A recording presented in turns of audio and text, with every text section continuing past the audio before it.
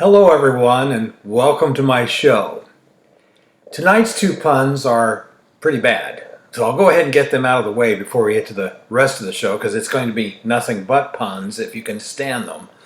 Anyway, my first one is this. If a kid won't take a nap, is he resisting arrest? And one other one. What language, I should say, does a bridge speak? Anyone have any idea? Spanish. Well, anyway, now that we got that out of the way, we'll get to the main part of our show. My guest tonight is a very special, prominent student at Indiana University. That's my alma mater, where I got my undergraduate degree. And he's typical of a lot of music majors in some ways, but in other ways he is totally different. Why, yes, I am. My name is Albert Hamburger, but you can just call me Patty. Why do you want to be called Patty? That's a Patty question. It's a Patty. You can ask better questions than that. And just to refresh my memory, what is your major? My major is, of course, the discipline that touches anyone who has any sense in life. Music. And what instrument do you play? I play a fine first oboe. Oboe?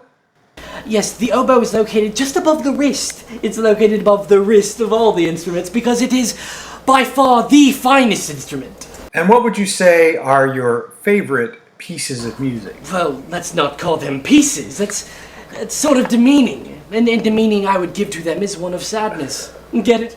Demeaning. The men and the women all love the music I perform. I understand that you are a renowned music critic.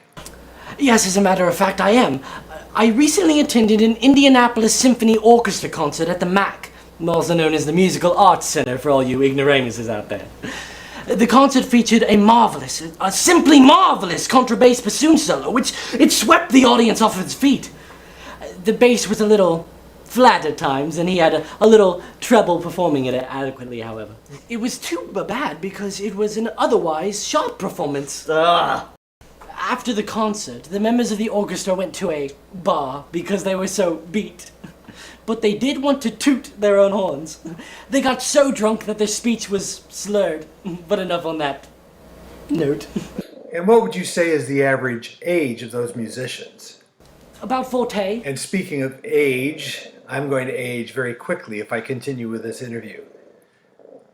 Come back and see us.